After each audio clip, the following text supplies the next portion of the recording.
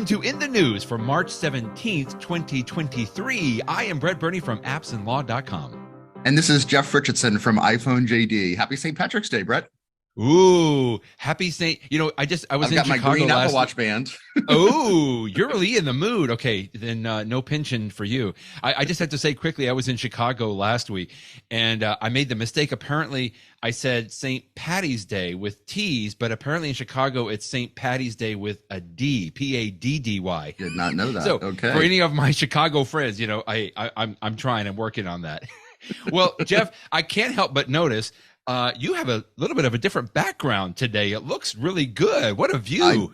I do. I moved offices since last week. And so I'm now on the side of our building that faces towards the Mississippi River, which is a really awesome view. So I have a fake green screen behind me right now. That's a static image behind me. But that is the view that I have from my office, which is really cool because you can sort of watch the ships coming down the river and stuff like that as you're on a conference call. It's very sort of relaxing. You can see the crescent that makes the Crescent City, people call that from New Orleans and stuff. In fact, I'm going to show you, I'm going to switch from the static image behind me to this I have a second sort of video camera, which is actually pointing out the window right now. So it's a little overcast right now. So it's a little dark, but you can actually see there's, that ship's going before that barge that's going between those two buildings right there. And in fact, the other day I set up my iPhone there. You know how you can do the time-lapse photography? Like you let it go for 10 minutes and it turns it into like a 30-second video. And it was sort of fun watching the boats go around the river and stuff like that. I like that little thing. Wow, congrats on a new office space. It's nice to switch things up. The only thing I would say, since I was in Chicago last week, New Orleans needs to get behind, dyeing the river green there. That is such a fun thing when you go to Chicago and it's like, what in the world is that? But it's a very bright green river there in Chicago. But, I'm just saying, New Orleans, you might want to think about that for the St. Patrick's We have Day. So many chemicals in the Mississippi River by the time it gets down to New Orleans. Last thing it needs is, although you could argue just the opposite, that no one would even notice. But anyway.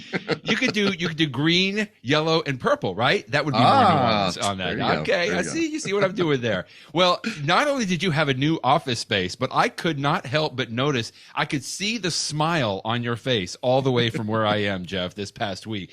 It seems like the Richardson household had an Apple Christmas this past week. Congratulations on your new Apple Mac Mini and everything else, Apple. I had been looking to upgrade my home computer for a while. It was still running one of the old Intel processors. And, we know that Apple makes its own processors, as they have been doing for the iPhone and the iPad for years and years and years and years and years. And so it's been a couple of years since Apple made the computer transition to the M1 chip. And the M1 chip, and I heard so many people say that when you move from an Intel processor to the M1, it was a major speed increase. And since I skipped the M1 to then go to what I have is not even just the M2, it's the M2 Pro. It was a major speed increase. I just set up the computer yesterday, so I'm still, working out the kinks and making sure that everything was transferred over to the new computer. But it's really, really nice to have the speed. One thing that was actually interesting about it, Brett, just from getting a geeky tech standpoint, my previous computer and also the one before it, both of which were iMacs, I had 32 gigs of RAM. So when I went to get this computer, I was, I figured, of course, I'm not going to get less than 32 gigs because I've been using 32 for so long. And when I investigated it, I actually went the opposite way and I went back down to 16 gigs. And the reason that I did that is because I had read so much about, well, first of all, memory is more expensive with the new Apple computers. So to go from 16 to 32 was going to add $400 to the price. And I was already really stretching it because I really wanted to get a 4 terabyte SSD, drive to put all my stuff on. And that was adding like $1,200 to the price. So I was already like really adding a lot to the price. And I was like, gosh, do I want another $400 for memory? But the research that I did is that because of the way that Apple designs its chips, that everything that it needs is so closely connected to the chip. It's a whole system on a chip that because the memory is so close that if you don't have enough memory, what it does is it swaps out to the quote unquote hard drive, which is just SSD nowadays, which is something computers have done for decades. But because it's all so fast, if you have sufficient SSD space, and I certainly do with 4 terabytes, I've heard people say that it swamps so quickly that you really don't necessarily need extra memory unless you're doing certain types of tasks that really need to have everything in memory at one time, like scientific tasks. And so after reading a bunch of these articles, I'm like, you know what? I read the examples that people have done tests of when a 32 gigabyte machine actually feels faster than a 16 gigabyte. And there are certain times where like a long export might finish a few seconds faster. And I'm like, that's just not what I'm doing. That's not how I use my machine. So it was to my complete surprise that I went down in memory. So now I have a 16 gig machine, which is still plenty of memory, but not quite as much space as 32, which I had been using in the past for things like, Photoshop and stuff like that. And so we're going to see how it goes. But I mean, I've only been using it 24 hours, so it's too early to tell. But that was just something like, if you had told me months ago that you're going to get a faster computer, but you're going to actually have less RAM, I would have looked at you like you had two heads on. Like, what are you talking about? So I don't think you're going to miss it. I don't think you're going to miss that extra memory, because that's exactly, Jeff. And I think some of that is just because you and I specifically have been, buying computers for so long. At one point during my computer purchasing career, that was the accepted wisdom. Like, if you wanted to future-proof your computer or make it sure that it was going to be faster for as long as possible, you upgraded the RAM. That was the first thing that everybody always said. And then we kind of went through this phase where, well, if you really want to make your computer a little bit faster, get a little bit more RAM. But if you can switch from a spinning hard drive, a physical hard drive, into an SSD, that's really going to make a huge difference. Right. Yeah. It did. And it certainly did. But now, Jeff, what I have seen, certainly with the M1, because, I've been using an M1 MacBook Pro for 2 years now. And I will never go back. I don't think that we could have understood how much the processor affects so many things that go on in the computer. It makes sense now, but just the way that Apple has engineered this, and obviously, I'm just barely touching the surface. I can't even begin to imagine going deeper in this and understanding, the technicalities of it all. But I can certainly understand it from the practical aspect that when I click on something on my computer, I don't have to wait 2 or 3 seconds, which doesn't sound like a lot, but I don't have to wait for it to launch. I don't have to wait for it to process video. I don't have to wait for me to save something. Like, it just happens immediately. And just like you, I think I just have 16 gigs of RAM on my MacBook Pro as well, because that's all that we need. And it's just interesting to me to see this sort of evolution on the computer buying. And I frankly don't think you're going to miss it, having that extra the RAM there. What else shows it is, the Apple, the iPhone and iPads, the things that we mostly talk about, since day one, Apple has never advertised how much memory those things have. People have figured it out. But like, if you look on the tech specs, I mean, maybe sometimes deep down they'll mention it, but they certainly don't advertise it, unlike computers, traditionally have. And so I guess it makes sense that, much like Apple has de-emphasized the necessity of having tons of RAM on iPhones and iPads and other devices, maybe the same as in the computer. So anyway, that was the only surprising thing for me when I went to go buy it. Otherwise, it's been a dream, and I'm glad to finally be past the Intel stage and into the Apple processor stage of my home computer. Okay, well, I'm not quite done living vicariously through the Richardson Apple shopping spree. Not only did you get the Mac Mini, by the way, this is what we're talking about, just in case we didn't mention that. So, Jeff, you got the Mac Mini with the 4 terabyte SSD and the M2 Pro, which is just great. Okay, but as we all know, the Mac Mini is just the brain, right? You got to have a display. So it sounds like you also got a display from Apple, the Studio display. Oh my goodness, how does that look? Yeah, it's beautiful. It really does look a lot like my iMac, though. I know that from a spec standpoint, it's a little bit more impressive. I think it's a tiny bit brighter. And it does have like a built-in camera, although I'm still probably going to use an external webcam anyway. I don't know. I don't do a ton of video conferencing from home. But it's a beautiful computer, a beautiful display, rather. It looks like an Apple display. It's got great 5K colors. It's that same 27 inches that have been used to for years. So, but at the end of the day, it's a great looking display that basically just looks like my iMac. My iMac display used to look. The previous it's a tiny bit lower than my iMac. Maybe like a half an inch or something like that.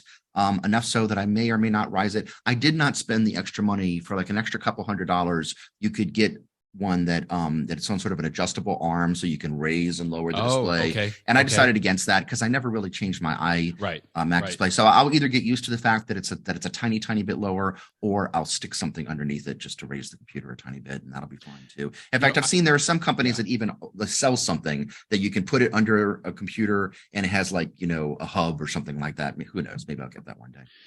I'm just going to quickly say I have the privilege of writing a Mac column for a magazine for the American Bar Association, and I just wrote about something. This is a teaser for a little bit later on. I've got a tip for in our In the Know segment that I'm going to talk about the True Tone and the night shift technology within Apple. And I just have to tell you quickly, I'll let you know, I can't live without it, and we don't even recognize it that much. But if you have an external monitor, such as an Apple Studio display, all of that technology comes built into it, just similar to the way that you would have it on your iMac or in like a MacBook Air or a MacBook Pro. And so anyway, I just wanted to say there's so many other things that I don't think we realize and recognize what comes with some of these studio displays. Yeah, there's a price point on that, but you even have the speakers that support the spatial audio too within that studio display, right? And that's really cool.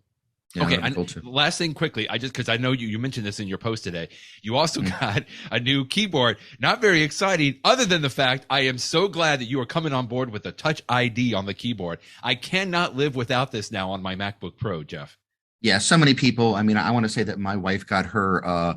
It was even before the Apple processors. I don't think, maybe she has an M1. I can't remember, but I mean, she's had a computer for 5 years that's had Touch ID on it, a very long time.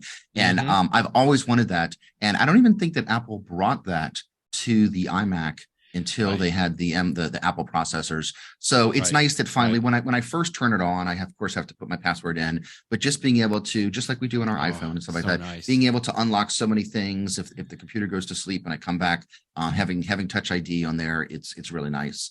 And the other keyboard I've mentioned in the past on our podcast is I love, and the one that I have in my office right now is a Logitech keyboard that can switch between different devices. And I would have considered that for my home, but now that Apple has that continuity feature that you can just sort of move your cursor to go from your Mac to your iPad and back and forth, I really don't need to have buttons to switch between the two. And with the Logitech keyboard, I don't get that Touch ID. So I was really happy to have the Touch ID. I didn't need to have an extra keyboard. I could have used my prior keyboard, but I figured since I'm upgrading everything else, might as well take advantage of Touch ID as well.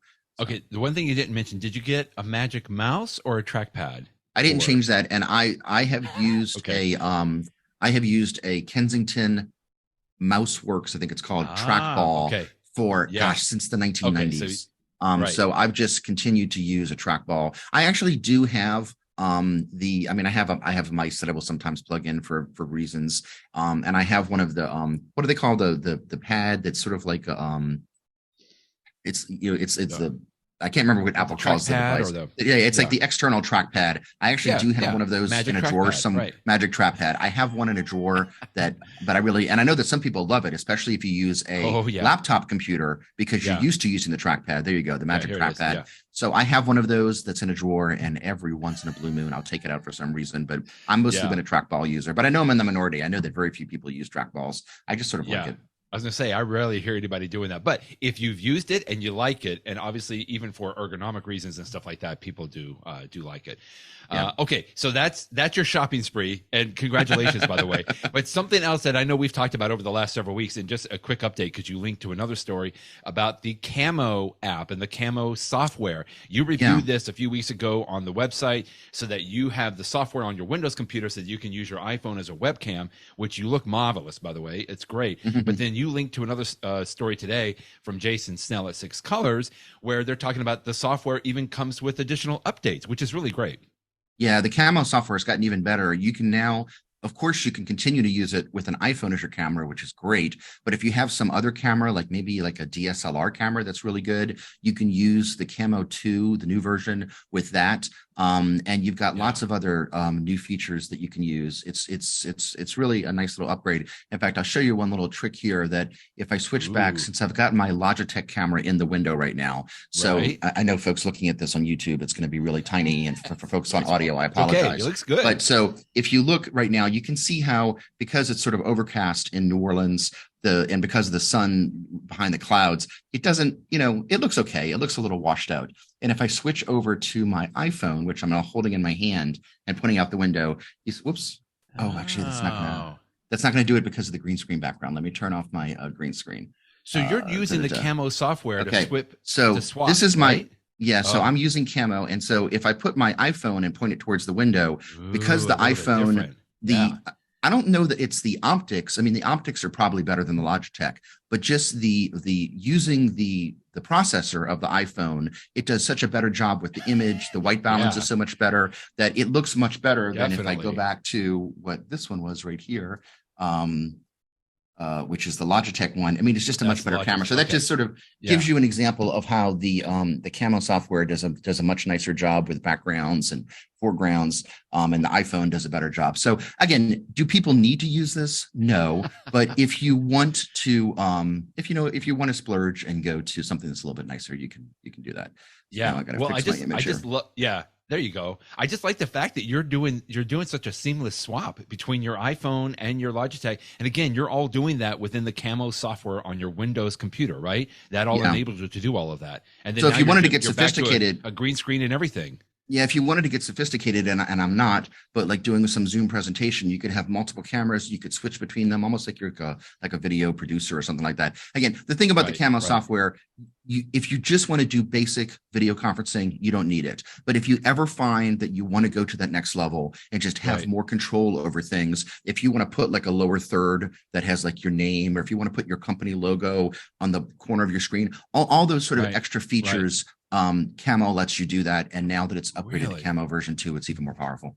Okay, we'll have a link to your review too, and then this great little update on Camo Studio 2 from Jason Snell. I'm glad that you discussed that, and you're using it, and you are a happy user about this, which is great. One of the elephants in the room, in the technology room, Jeff, that I know that we have touched upon over the last several weeks, but haven't really gone in depth too much. But it's something that everybody else is talking about is, of course, ChatGPT. Now, we don't have time to go into all the depth, but a couple of things today that I thought was neat that we wanted to touch on.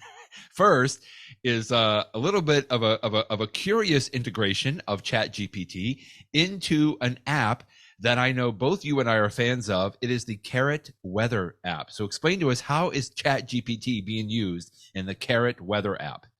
So as folks probably know, if you've seen the news, you know that this whole GPT, artificial intelligence technology, allows a computer to seemingly speak to you, because it searches the internet and it looks at all of these, it looks at a lot of other things that people have written, thousands, millions of things that are written on the internet, and it sort of learns how to say things in an intelligent way. Right. So if you were asking a computer for a response, instead of something that's just being, 1, 2, 3, 4, it will talk to you. First, let me talk about this. And second, it's this, and don't forget this. And it will also, sometimes it really does seem like it's intelligence. Other times it's just so completely wrong that it's ridiculous, but it's fascinating. So, but it allows, it's definitely a future of computing as long as it's done correctly. So that's well said. People that I like that. People that rely upon it, like Microsoft Bing is using it for its search results, and some of the search results sound fantastic and some of them are just completely wrong. But Carrot Weather is an app that, of course, it tells you the weather on your iPhone or your iPad, but it's always had this feature of having a personality inside of it, that like it's as if it's a little malicious computer personality that wants to do you harm or something. It's very tongue in cheek. It's unnecessary while you're checking the weather, but it makes it sort of cute. And so what they've done now is there's a chat feature in it that if you use Carrot Weather, you can ask any question that you want. A little screen comes up. It's just like you're using iMessage to text somebody, and you can literally ask it anything under the sun, and it will give you a response that is seemingly first of all, it's very clever and funny, but it really feels like you're talking to a person. It's bizarre. So it's nothing more than just a silly demo in Carrot Weather. But if you have the app, go ahead. Even if you get the free version of Carrot, I think you can get 5 questions for free. Go ahead and try it, because if you haven't tried this Chat GPT type technology where you are interacting with something that is not a real person, and yet it's really interesting. the responses it can give you. And so this is an interesting juxtaposition with the next thing that I know you're going to show, which is Microsoft this week. And I didn't even talk about this in the news post, but they came out with something called, or they introduced something called Copilot that is going to, in the future, be built into Microsoft Office. And the idea is that you could just tell Microsoft Office, hey, I've got like an outline here. Can you just turn this outline into a PowerPoint with 10 slides? And it will figure out a way to do that and do it correctly. Or you could say, take a look at all of this data. Can you write me a short report? And it will take the data from like Excel, and then it will open up a Word document, and it will create the words. It will just write a report for you. And I think Microsoft is smart. If you haven't watched this 90-second video yet, go ahead and watch it, because it will show you what I'm describing a lot easier than I'm describing it. And I think Microsoft is wise to call it Copilot, because it's not the pilot. You still need to be the pilot. You can't always trust this ChatGPT type technology. But if you use it as an accessory, use it as a starting point to create a template, and then you go in and actually make sure it's correct. It's for some people, it's going to save time. I mean, we've come a long way from Clippy. I'll tell you that for sure. It's really interesting. Yes. Well, real quick on this carrot weather. Back to that, I know one of the things that I've done some experimenting with ChatGPT, probably just like anybody else, is that not only can you ask it a question and it'll like give you even some background, but in some cases, you could even say something like, describe the automobile as if you were in, 1500, Europe or something like that, right? And it can give a pretty good response to something like that. Or even, a lot of people will do it not just from the textual component, but a lot of people will also do something similar, from a visual component, like, draw a picture. I think what I saw, which I thought was great, is like, what would the presidents look like if they each had a mullet, right?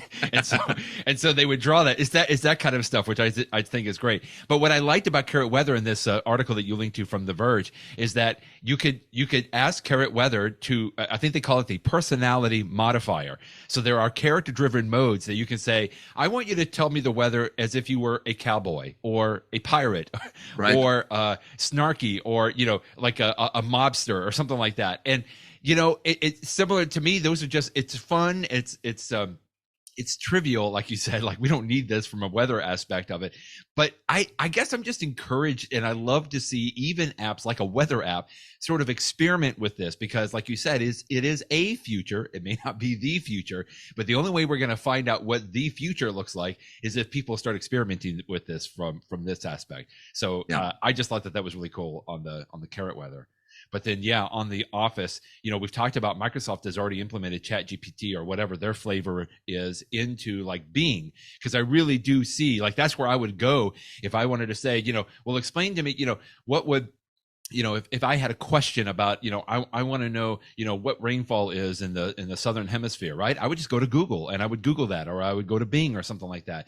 But now, if I have the capability that it gives me some background or as to reasons why there's certain rainfalls in certain places. And so we know that from a search perspective, but like, as you are so good about pointing out here, if we have some of this capability now built in with Microsoft Office, and I think, Jeff, just real quick, lastly here, that what was interesting here is that whereas I might be asking questions to the general interwebs and say, what does the internet say about this? In this Copilot tool with Microsoft Office, I might be able to generate some answers and information based on my internal documents, right? That's the key. That is the key. Exactly. And to me, that is, again, the what the future could look like. This could be a future in the sense of just what you said, draft a response, an email response based on these two documents that we discussed, from the whiteboard or from a PowerPoint presentation or something similar. And to me, like, those are just some of the other areas that are really interesting in this. Yeah, because of all of this artificial intelligence, there's no doubt that computers, and I say computers, of course, I also include, iPhone, Apple Watch. Computers are going to be very different 10 years from now than they are today. And I don't have the vision to see exactly what's going to be different, but these are indicators of give you sort of a preview of different ways, how it's going to all come together. I don't know. Someone very clever is going to find a way to make the right use of this technology. And I think that Microsoft might be on the right track with this Copilot, but make no doubt, a decade from now, we're going to be looking back and saying, gosh, remember back in 2023 when it was all just sort of starting, and how far it's come. I agree. No question. I agree. Well, I don't know what font that ChatGPT uses most of the time. I'm just going to guess that it's probably not going to be Times New Roman.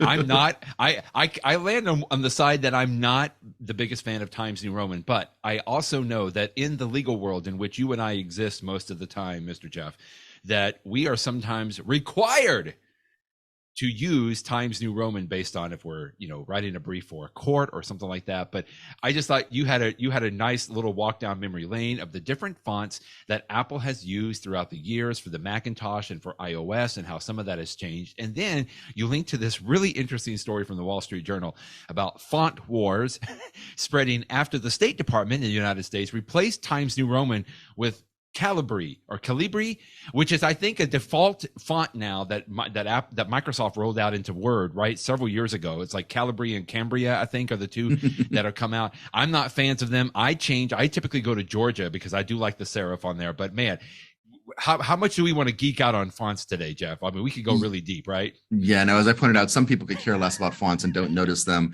and some people are deep on it. I'm one of the people that, even though Times New Roman is, people are like, oh, Times New Roman, blah, blah, blah.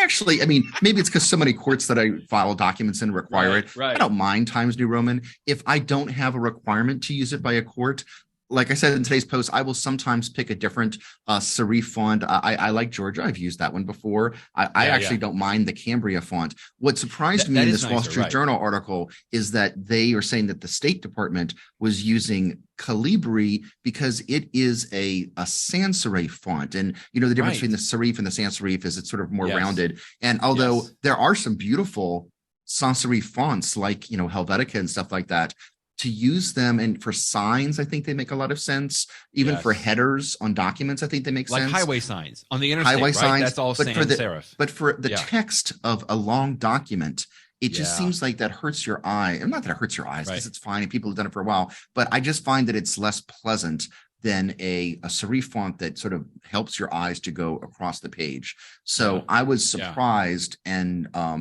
I was surprised to see that this government agency was instructing the use of this, and I was not surprised to see that it caused those people who actually care about fonts to actually have some pushback on it. So anyway, like you said, there are some people that are very strong beliefs on the font side. But I would just say I am no designer. My dad had a print shop for many years, and so cool. You're exactly it, from the sense that we typically, you say serif, which is much nicer sounding. I say serif, but we typically use sans serif for big signs, right? Just exactly. If you think about the interstate signs, the green interstate signs, like those are as simple as possible because it can give, it's for bigger letters and bigger words so that you see it quickly, right? But it's only going to be for a few, 2 or 3 or 4 words, something like that. But yes, most of the time we have always gone to a serif, like a Times New Roman or a Georgia or a Cambria or something like that, just because the idea is those serifs, those lines sort of help your eyes, follow along after a long. So anyway, I'm just reiterating what you said, but just interesting stuff. I appreciate you linking to that. But I also enjoyed, just quickly, like we talked about the Garamond font, right, which has been around, that Apple was using from the very beginning. You had a couple of neat links here on some of this. Is this the? Oh, that's the. Oh, no, this is look it right down here. to Think Different. That's it. Yeah, Think Different. That's the Garamond. And then you talked about the San Francisco font, which is not the original San Francisco font that came out. Boy, which sort of looks like a ransom note. That gives me some some nightmares there. But it's the San Francisco font that is used today by Apple. In fact, I think that they tweaked it just a little bit, if I'm not mistaken, for the iOS. It seems like it's a little bit more, higher or close together. Anyway, there's all kinds of stuff. Again, we could really geek out, and maybe we've done too much talking about fonts today. But that's an interesting story, just to kind of see, where the fonts, and it does make a difference, right? I mean, there are some people that think about this a lot before they go into an operating system or something like that, and that's good. So we talked about a brand new iPhone that came out last week. The only thing new, though, was the color on it, right? Yeah. That was the yellow iPhone that came out. It was an iPhone 14, or you can get a 14 Max, not the Pro. But you could get a brand new yellow iPhone 14. But I loved this. You linked to a story from Dan Moren that, we've got the 14 now, but Dan even just says, if you can wait maybe 5 or 6 months, we possibly will have the iPhone 15 that'll be coming out. And this was a neat little story. He wrote this in Macworld about, here are some features that might be coming out in the iPhone 15. Of course, no one really knows, but it's fun to contemplate this. Yeah, one of them he talks about is there are rumors that Apple is looking to replace all buttons on the iPhone and instead have solid state buttons. Yeah, so, weird. For example, the volume buttons, instead of you actually clicking something, you might feel like you're clicking something because it has the vibration the feedback. So it feels like the haptic feedback, but that you won't actually click it. And I actually think that's fine for volume buttons and stuff. I do think that the switch on the iPhone to have the ringer on and off, that has been a staple of the iPhone since the first one in 2007. And I do sort of like the fact that you can sort of feel it, even if your iPhone is in your pocket, you can feel the switch. And if it did go to more of a solid state button where you couldn't actually feel whether the ringer was on or off, I don't know what I think about that. I wouldn't be as comfortable with that. Yeah. It would not surprise me for Apple to want to do that, because if they can take away all those buttons, it makes the iPhone even more waterproof and resistant to the elements. So I understand the advantage of it, but it would be a change. So that was one of them that he talked about, and it'll be interesting to see what happens. He also talks about, people have been talking for a while now about the iPhone moving to USB-C, like the iPad did not too long ago. I would be totally happy with that. In fact, with this new computer I have at home, I got nothing but USB-C ports. Right. So I'm definitely in favor of that. The only thing quickly I would say on that, though, Jeff, is that if the iPhone does go that way, Apple better make sure that they replace all of the devices, because I think of, I've got my AirPods, right? That's Lightning. So it's like, I want that to be USB-C because I want to be able to charge the AirPods. I also have that little MagSafe charger that I keep by my bedside for both my Apple Watch and my iPhone. And that's Lightning as well. It's like, I just want to stop carrying Lightning cables, but even if the iPhone goes to USB-C, I still may have to carry Lightning for all the other little accessories that I have. So I'm just saying, if you're going to go USB-C on the phone, there's a lot more kind of like in the ecosystem that needs to upgrade there as well. That new keyboard I got yesterday that I was telling you about, it has one end of it is USB-C and the other end of the cord is Lightning, because that keyboard uses Lightning. And there's something about when you have a cord that has USB-C on one end and Lightning on the other end, I have to stare at them to even figure out which is which, because they're so close to each other that it's like, okay, which one are you? Are you the Lightning or are you the USB-C? It's always confusing. Ugh. Anyway, good. Back to Dan's article. The next thing he talks about, and this has been rumored for a while, is that Apple might use a periscope for the cameras in the iPhone. Okay. And there are some Android phones that use this too. The idea is simply that because the iPhone can only be so thick, but you want to have more lenses, instead of having the lenses going, up and down if you're holding the iPhone flat, but you would have the lenses go into the body of the iPhone and then use a periscope. It's basically a way to give you more focal length and to allow for greater zoom. I don't know much about optics technology. I'm certainly not an engineer of this sort of stuff, but from the things that I've read, it allows you to have more powerful and better telephoto lenses and stuff like that. So, if Apple can get that to work, that they've always done such a great job with the lenses on the iPhone. It would be zoom in on those barges going behind. I could zoom in on those barges. Exactly. Wouldn't that be wonderful? So, and of course, as always, hopefully we'll have a new chip, right? We were talking about the M2 chip, exactly, which is more for the mobile side, on the computers. But of course, it's been sort of the A chips. Right now, I think we're on the A15 chip, right? And then presumably we'll go to the A16, which is just going to be faster, better on this. So anyway, that's really neat on that. And if you're in the mood to purchase a new iPhone, Apple, I saw this today, this past week, and I was like, really? Like, is this something that's necessary? Apple now will jump on a video call with you to help you purchase an iPhone. I guess I just thought it was silly, because to me, the best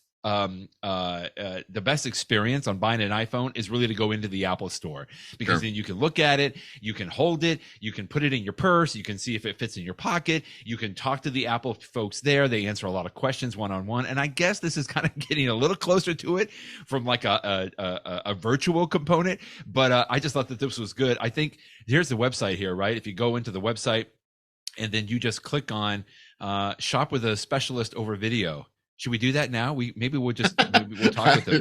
We might get part of our podcast. We can start a session on here. Anyway, I just thought that was really neat. Oh, I'm blocking my microphone right now. Okay, well, maybe later we'll get on there. But, if you need a little bit of hand holding, I mean, I do know some folks, to be fair, like family members or so, that if I can't be with them and explain to them like what the differences are, at least this would be somebody, it looks like it could be live, virtually, that could answer some of those questions for you as well. Yeah. And if you don't live close to an Apple store, but you want some assistance in purchasing it, you can have a video conference. People are more comfortable with video conferences post-pandemic than ever before. So I think it makes sense. A lot of people just want to talk with somebody before they make a purchasing decision, especially considering some iPhones and iPads are pretty expensive. I think I said iPad. I think it's actually iPhone only for right now. Maybe in the future, Apple will expand this service to things other than the iPhone. But for now, it's just assistance with buying an iPhone. It's funny. They show the picture here that you're doing the video call on an iPhone. So if you have an iPhone, or you buy a new iPhone, or you maybe want to upgrade, anyway, it's kind of neat. You can do it on a computer as well. It looks like there. We were talking about some of the speculation about the iPhone 15 maybe coming out in several months, but something that you and I have talked about this. It's been rumored for a long time as well, and possibly in the summertime when Apple holds their worldwide developers conference, they may be making some announcements. We're really kind of waiting for this. Is an Apple headset or glasses or goggles. We don't even really know what it's going to look like on here, but John Gruber, obviously in his very well-known blog, Daring Fireball, I thought did a great job that you linked to the story from the Financial Times. They were talking about, who's ready, who's not. Is there some infighting in Apple about when they're ready to release this? Are they going to be ready to release it? No one really knows for sure, but the Financial Times article was good, but then John Gruber does an even better job, I think, of breaking it down too, and maybe making it a little more balanced. This was a good story. Yeah, the issue that's been in the news is until Apple actually announces what it's working on, who knows what they have in store. Right, but as we all sort of contemplate what it might be, we all know what we want. What we want is something that's as thin as a pair of glasses that, has all of the advanced technology in it that you could have, augmented reality of little words in the corner of your glasses. But to have something that thin and light that has battery that would last more than just 2 minutes. I mean, I don't think we're there with technology. And so the issue is, should Apple come out now with something that is, got, some sort of goggles or something like that, but it'll be big, and sort of bulky? Or should Apple wait a few more years until the technology gets smaller? And the Financial Times article quotes some former Apple design folks who say, don't release something now, it's going to be too big. You should wait until later when the technology gets better. And, to a certain extent, you don't want to pre-announce something too early. People could argue about whether Google Glass was too early when it came out a few years ago. But at the same time, I sort of agree with John Gruber that you do need to get something out there in the market so that people can start to use it and see what they're using it for. I think to the original Apple Watch, it's a perfect example. I really enjoyed my original Apple Watch, but it was super slow and it had no third-party apps. And, it was very limited in what it could do. And as I look back on it today, and the Apple Watch hasn't been out for that many years, I think, if somebody asked me, do I want to go back and wear a first generation Apple Watch? I would say, what are you, crazy? I mean, it can barely do anything. But the reality is we have to have that first generation out there so that people could realize, okay, this is what the watch is really good at, and here's what it's not so good at. And so here's what features we want to improve for version 2, version 3, version 4. And so I suspect that Apple's thinking the same thing about their goggles. Apple is surely smart enough to know that their first generation product, whatever it's going to be, is not going to sell probably that big, but it'll get something out there. It will get developers thinking about it. It will get users using it. And maybe it'll be several generations down the road before Apple goggles, whatever the product is called, become so popular that you start to see them on the street the same way that you see AirPods and iPhones and iPads and everything else. So, but it's an interesting discussion. But again, it's all just speculation until Apple announces what it really has in mind. None of us really know. To underscore your point there, John Gruber does say the Financial Times, it doesn't sound like he's the biggest fan of the article there, but he does say that they did a good job of adding this chart in, which it goes to exactly what you were just saying, Jeff, that it shows, the first versions of Apple products are typically not huge sellers. So the original iPhone, what was it? Close to maybe 5 million units, and then it compares with the iPhone 3G that came out a couple of years after that, and then the 3GS, it just takes off. To your point, the original Apple Watch sold pretty well, right? But then the watch S1 and S2 did a little bit better, and then by the third generation of that watch, man, almost going off the charts there. And similar, even to, they even go back to the old iPods and just showing, that at the beginning, the first and second generation of the iPod didn't do the best job. And then by the third and fourth generation, of course, it was dominating in that. In fact, the iPod might be the best example of that, Brett, because the first generation of the iPod, it used a FireWire connector, which was changed over time. It only worked with the Mac. It didn't even work with Windows PCs. But Apple got the product out there. And it was, 5,000 songs in your pocket. And they improved the iPod greatly over years. But you had to start somewhere. Yeah. I don't know if you can notice from my background, Jeff, but I am in the brand new NASA spacesuit. Well, you are ready to blast off. There, I am ready to blast off. Well, so I also know that you are a huge fan of the Apple TV series For All Mankind, which I am almost embarrassed to say it again because I know you're going to yell at me. I still have not. Why? Maybe tonight. Maybe we'll start that tonight. Like Friday nights usually are a time that we need a new show. We need a new show because you keep recommending these and we watch them and we love them and then they're gone like slow horses. Oh, so good. Anyway, For All Mankind has been a great show. You've talked about it many, many times, and I just love this story.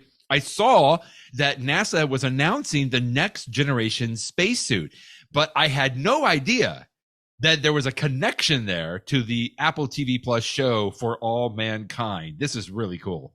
That's funny. One of the people that did the costume design for All Mankind, Esther Marquis, so thought about what might a spacesuit look like just for a fictional TV show. And the next thing you know, the costume designer is part of the team that is putting together the real spacesuit to be used. So I just think that that's really cool. That had to be a great phone call, right? Like Esther's sitting there, having Cheerios for breakfast or something, and it's like, hey, this is NASA. I'm sorry, is this a prank call? This is NASA. We would like for you. We saw your show.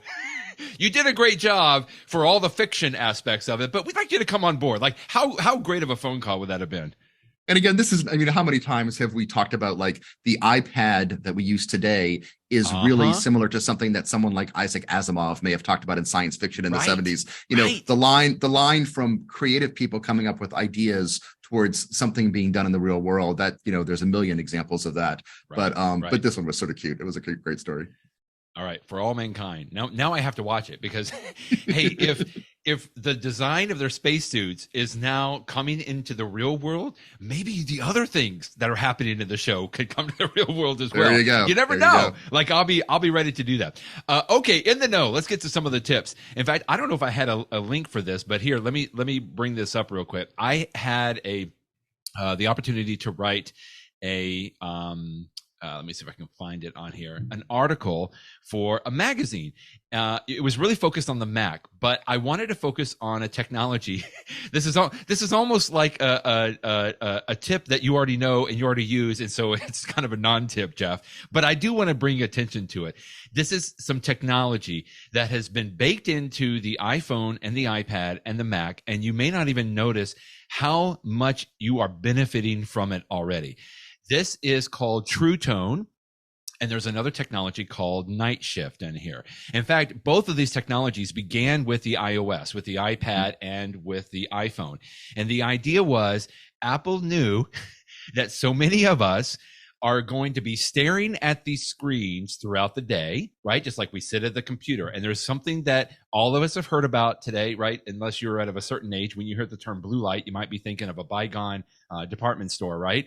But when we talk about blue light today, we're talking about sitting in front of a computer screen or a TV or an iPhone or a tablet screen.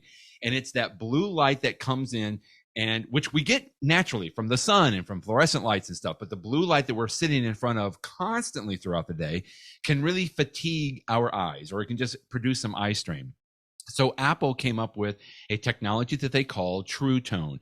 It has started with the iPad. And basically what this does, it sort of warms the white color mostly. It does the other colors as well, but it warms up the white color on your screen so that when you're looking at the screen throughout the day, it will change that coloration a little bit, depending on whether you're in sunlight or whether you're in fluorescent light, or, you're in a dark room or whatever the case may be.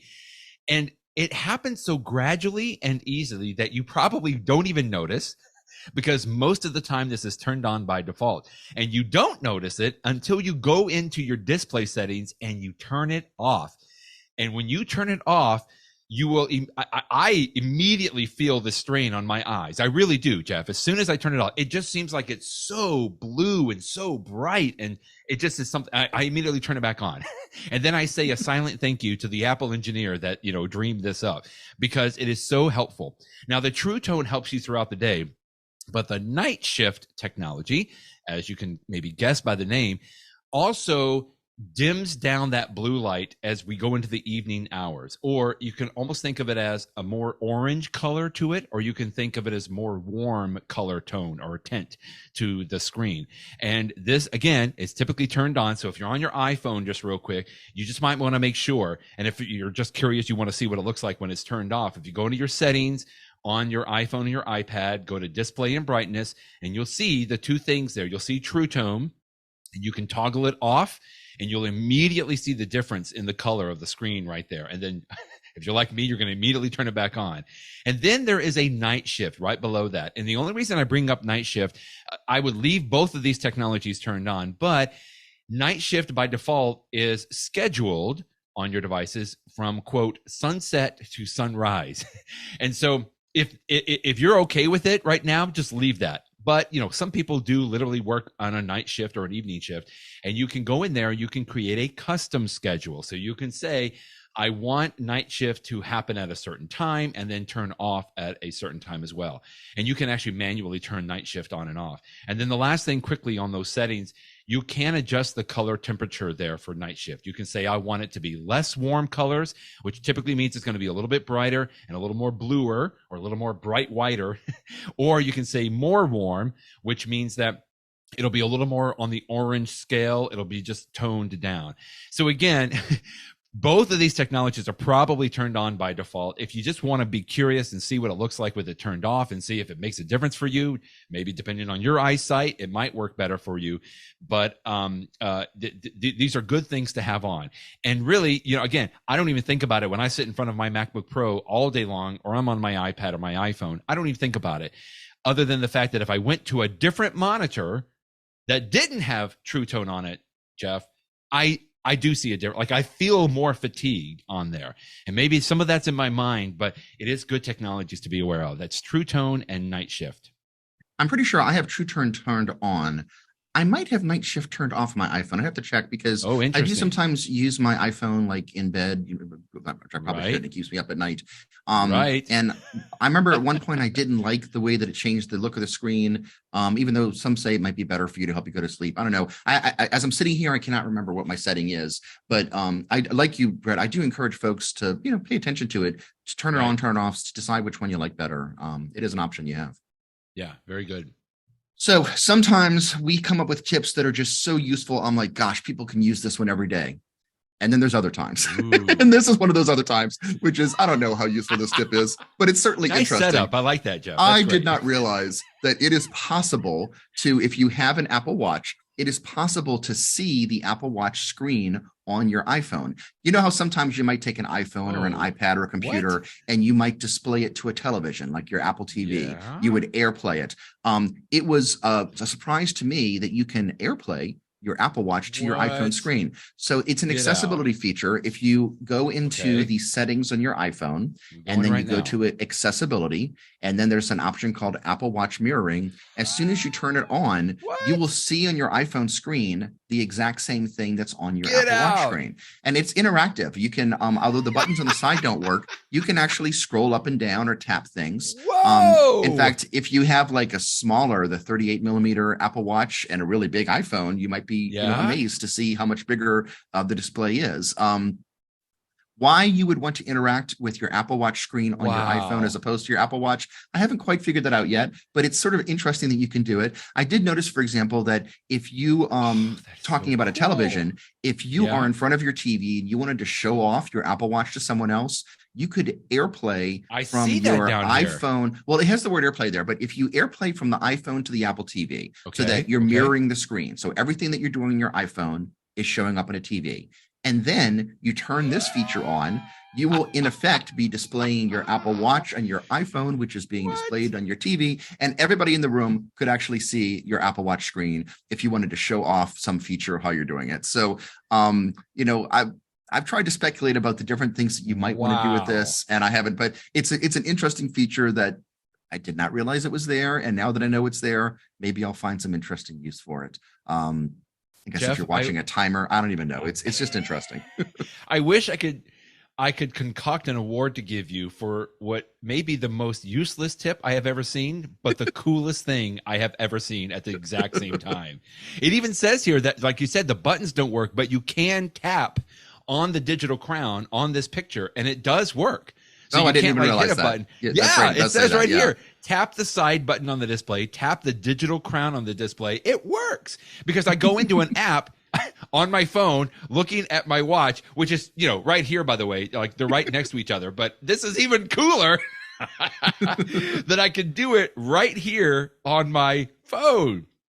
That is so interesting. Okay, so our homework for next week is let's think of a legitimate reason why we would do it, because I have my watch right here on my wrist and my phone right here as well, but I'm still controlling it on my phone. We will leave that as an exercise for the listener as to why this is a useful feature. But yes, let us know how you have found how to use this, please, dear listener. That would be helpful to us, and feel like that we're giving you something, and now you can give back. I'm going to show this to my wife today. This is so cool. I had no idea you could actually do that. I just want to keep playing with it now. All the stuff works on here. That is so cool. All right, Jeff, thank you very much. And hopefully we're on schedule for next week. We'll let everybody know whatever we can come up with from a schedule wise. But as always, we are so thankful for you, dear friends, that you are listening for us. And at any time, we talked last week about some tips using the Overcast app. There are some easy ways to share the podcast with somebody else if you think that they would enjoy hearing about the latest technology and some of the rumors as well. Feel free to share that with anybody. Jeff, always good talking with you, sir, and we'll talk with you next week. Good talking to you, Brett. Bye-bye, everybody.